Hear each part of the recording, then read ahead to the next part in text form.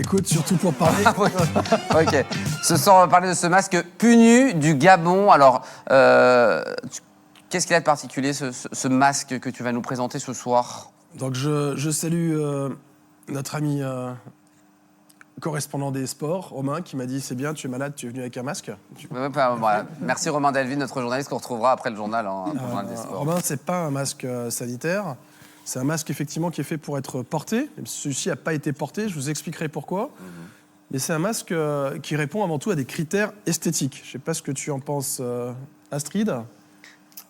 Il est magnifique. D'abord, on voit qu'il est tout blanc. Ouais, il est Le blanc. blanc, c'est une couleur de kaolin, une pâte qui est posée, et qui, chez les Punus, c'est un peuple qui vit dans le sud du Gabon, est associé à la couleur mortuaire. Donc on va avoir un masque qui va avoir un usage mortuaire.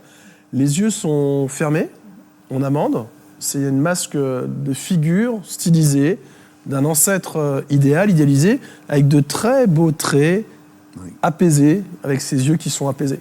Alors question, à 1000 francs, est-ce que c'est un masque masculin ou un masque féminin? Qu'est-ce que vous en pensez? Je sais pas, c'est de voir si on voit la pomme d'Adam ou autre, mais non. Je vais dire masculin. Masculin, nous dit Patrick.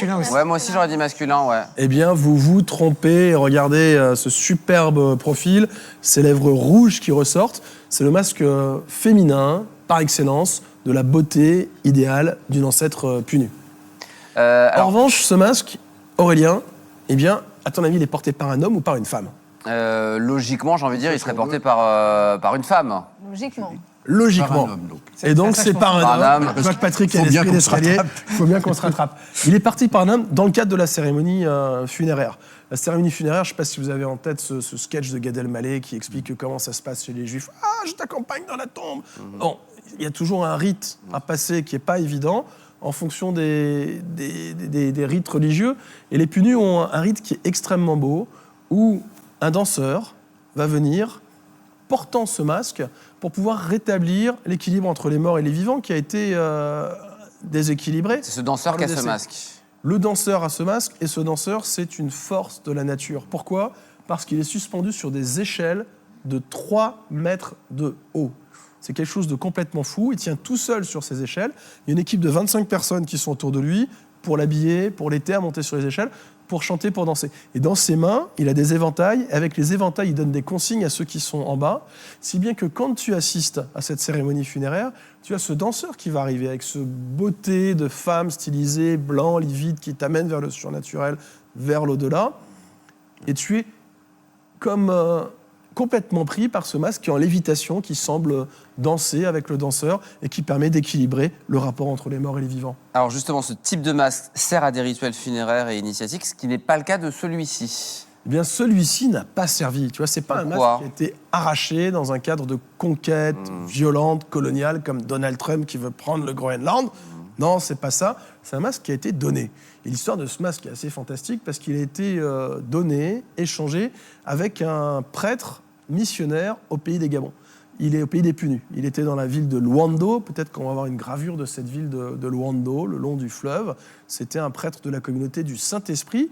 Et donc, lui était là en s'interrogeant, en rencontrant, en essayant de comprendre.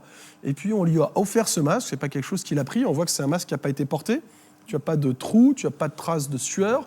Donc, ce n'est pas un masque qui a été saisi pour être détruit, comme on en a beaucoup dans les collections du Quai Branly. On sait qu'il y a des choses qui font l'objet d'une conquête violente. Et là, au contraire, c'est le cas d'un dialogue respectueux entre le représentant du culte catholique, le représentant de la religion Punu, en disant on aime beaucoup votre rituel, on essaie de comprendre. Et donc, on lui a offert au début du XXe siècle ce masque Punu, du rituel Ukiye pour la danse, mais j'ai peur de d'écorcher le mot parce que je ne parle pas très bien le Punu, Makidje. Comment est-il arrivé jusqu'à nous? Dernière question, Emery. Eh bien, ce sont des petits-neveux de ce prêtre qui est décédé dans les années 1960, qui l'avait conservé, qui me l'ont confié. Il sera vendu aux enchères jeudi prochain à Vendôme. On a une grande vente où on va vendre la petite chimère. Tu te souviens, ce parfum là, gardien du temple et du ciel. Et puis ici, ce masque africain, c'est une vente qui est consacrée aux civilisations. Et ça, c'est la joie pour un commissaire-priseur de s'intéresser à des civilisations qui sont lointaines dans le temps, dans l'espace, et qui nous interpellent par leur beauté ou tout simplement par leur mystère. Prix de départ, Aymeric Rouillac? Écoute, là, on va être assez raisonnable. 1000 euros. 1000 euros pour ceux qui sont intéressés, c'est du côté de Vendôme, c'est ça? Faites vos jeux, rien ne va plus et rendez-vous sur rouillac.com, vous pouvez bider en live. Voilà, je voulais le dire, il le dit, c'est formidable. Merci, Tu seras avec ton petit marteau argenté. Grand marteau. Ton grand marteau argenté. Mais je ne serai pas sur des échasses de 3 mètres. C'est mieux pour tout le monde. Ni avec le t-shirt d'Astrid Courty. Bien sûr, mais j'aimerais bien que tu aies une voix un peu plus claire, parce que si tu fais la vente, il faut une jolie voix claire. Ah, merci, t'es adorable. Merci en tout cas, Aymeric, d'être venu en plateau, rouillac.com pour toutes les informations. Merci.